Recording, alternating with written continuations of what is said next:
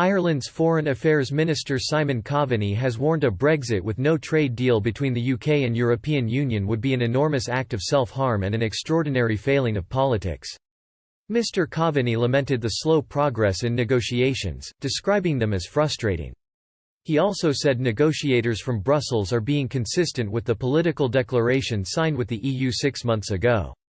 Ireland's Foreign Affairs Minister said, "There's been 4 rounds of negotiations to date and really very little progress and quite a lot of frustration.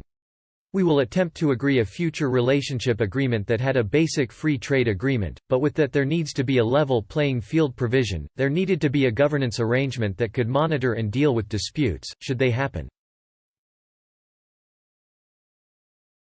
And that we would have a fisheries agreement with that also, along with an attempt to try and agree a series of agreements in a whole range of areas including data, financial services, transport, to aviation to policing and security cooperation, to climate to environment.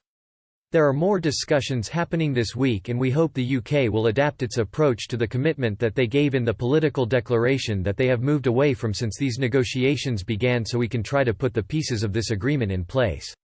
Hopefully by the end of September or October to ensure we avoid the consequences of a no-deal trade Brexit, which would be an enormous act of self-harm, but also an extraordinary failing of politics if we were, at the start of next year, trading on the basis of WTO regulations which would include tariffs on certain products."